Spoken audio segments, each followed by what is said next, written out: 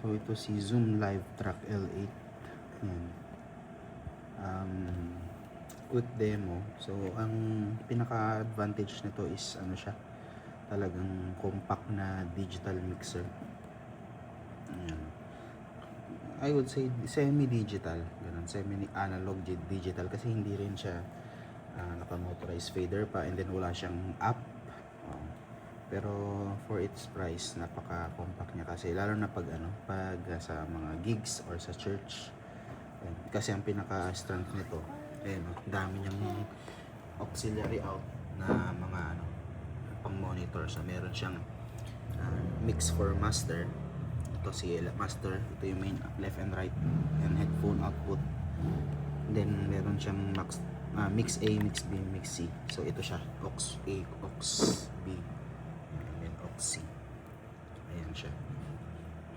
Pwede mo siyang lagyan ng yung pang convert sa 3.5mm na stereo.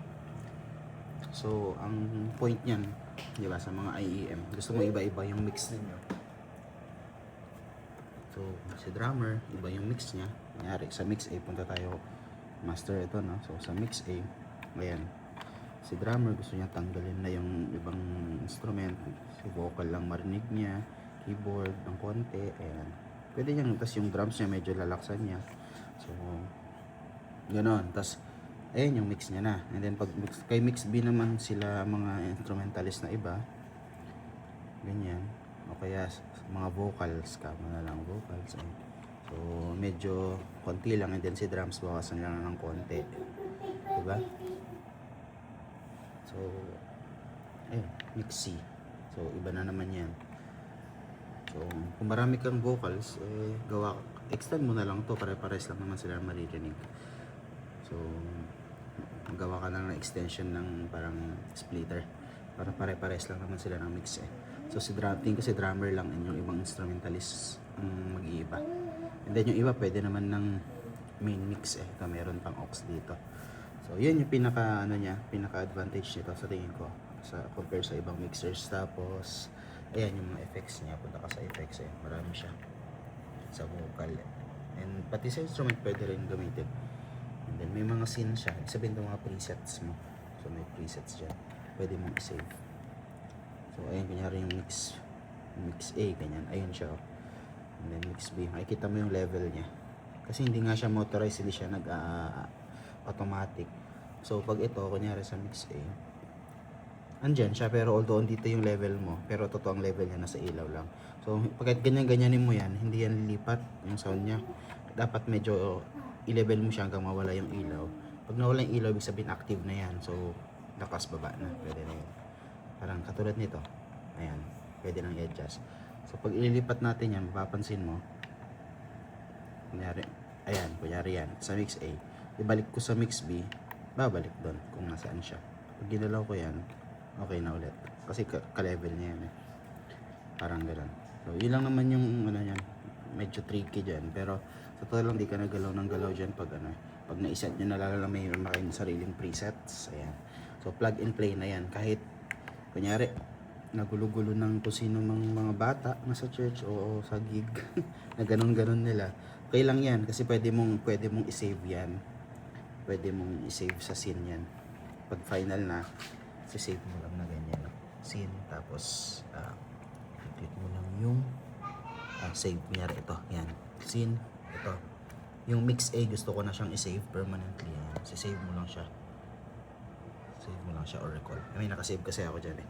So kung gusto mong i-load yung nakasave na dati, recall mo lang. Pero kung gusto mong mag-save ng bago, save lang, cancel natin. Ganun lang siya. So ano pa ba? Ayun, yun lang. So yun nga. Tapos meron siyang mix copy. Kunyari si master, although nagtimpla-timpla na tayo dyan, okay na. Tapos ang pag-iibahan na lang is yung volume na lang para sa mga IEM. Hindi ka na magtitimpla ulit sa mix A ulit, na hindi mo na kailangan manumanuhin ulit kasi pwede mong i-copy yung si master. Copy mo na yung mix niya. Copy natin. Ay, pwede ako mag-copy dyan. Mix copy sabi niya. So kung ano yung nandito ilaw, mix copy. So kinakopy niya to. And then ilaw mo to. mix paste. Ayan. So kung ano yun nandito, parehas dapat sila. Ayun, parehas sila. Diba? Ito magkaiba na. So ito rin, mix copy natin to. Paste. So magkakaparehas na sila. And then, at least magkakaparehas na yung setting. Ito na lang ang palitan mo. Ayan. Ito na lang ang palitan mo. Ayan. Diba? Ayan. Ganun lang siya. Very ano naman to, comprehensive siya. Tapos ayan, kung si Mix A gusto niya marinig yung master, kung ano yung mix ni master, pwede lang siya pumunta sa linya na yan. Pares na sila ng main left and right na naririnig. Left and right. Sa FOH, pares na. Front of house. Okay na yan. So, ganun. Ganun din si BC. Pero ang sarili, dito siya sa mix kung anong mix nito. Yun ang pinakamaganda dito. And then, pwede na siyang battery operated. 4 na double A, pwede nang mag-power to. So, matagal din. Parang mga tansya ko, mga 4 hours. Kaya niya. Yung rechargeable na battery. Yung Immuto. Sa Shopee lang yun. Bili kayo na. So, 8 piraso yun. 4 dito. Habang nag-charge yung 4. Unlimited, basically. Hindi na kayo maubusan ng battery. Nagsasopan lang. So, kung the worst case, pero sa to lang, okay naman na to. Micro lang to, pero kahit anong klaseng charger kaya niya. Micro, 5 volts lang naman. Ito na, hindi ka na magbabattery. Pero yun nga, worst case scenario, kayang-kaya pa rin. So, ano ba? May record siyang sarili, recorder. Automatic lahat ng per channel niya i-record per stem. I-record niya dito. Meron siya SD. Tapos pwede rin tong audio interface So pwedeng ipunta sa DAW or digital audio workstation nyo. Pwede rin, magsasend din siya. So napaka-versatile. Kaya semi-digital talaga siya. They call it digital pero sa akin mas mukha siyang analog and mas gusto ko yun to. Yun ang pinakagusto ko niya, na analog siya. Kasi usually yung mga digital ngayon, sa app na siya. Ngayon kung wala ka ng app, hindi mo na magagalaw on the live. So mas maganda pa rin ito. Nasa digital analog siya. Talagang manual mo siyang mga and then may mga presets naman na siya. So kahit may magalaw ka, save ka lang ng save. Recall ka lang ng recall. So ayun. Ganun siya. Alright.